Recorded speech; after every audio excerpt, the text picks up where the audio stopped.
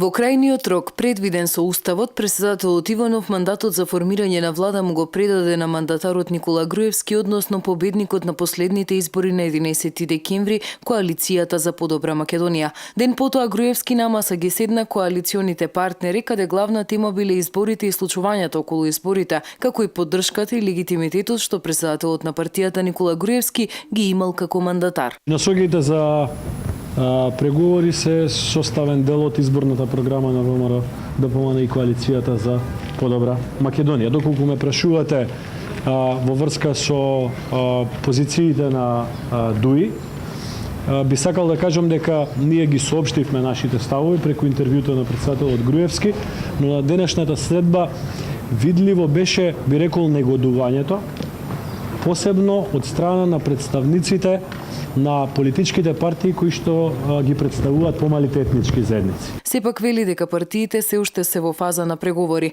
Лидерот на ВМРО ДПМН Никола Груевски во интервјуто за Дневник порача дека нема да коалицира со ДУИ по цена да ги прифатат барањата за специјалното јавно обвинителство.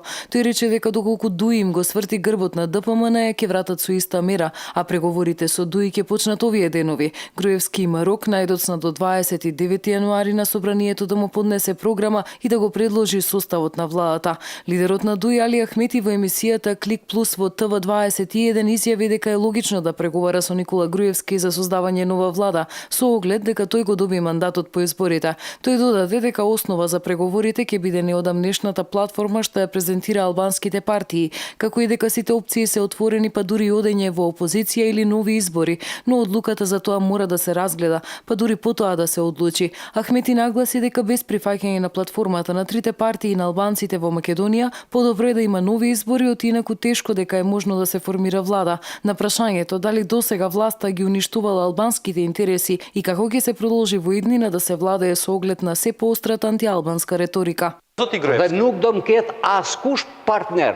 Мене нема да ми биде партнер тој што ќе поттикне војна меѓу заедниците во Македонија, нема да ми биде партнер тој што ќе сака да запали оган и ќе ги стави во војна двете најголеми заедници, македонците и албанците.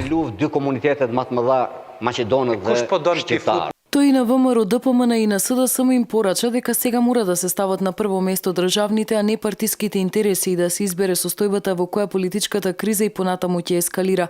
Претседателот на ВМРО ДПМН го доби мандатот за формирање нова влада и тоа е единствената сигурна работа во моментов, се друго се шпекулации, нагаѓања и очекувања, но никој не знае како ќе се одвиваат работите. Составувањето на владата е дефинирано со членот 90 од највисокиот правен акт на државата и никакви дополнителни појаснувања не се даваат во него.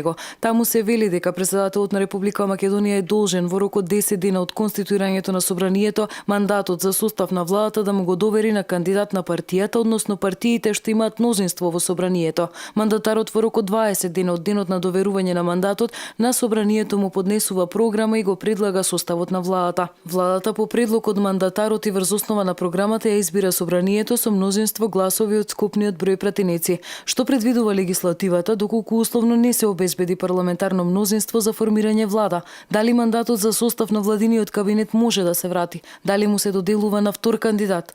Дали воопшто некој треба да го добие ако претходно не осигури доволно мнозинство за да состави влада?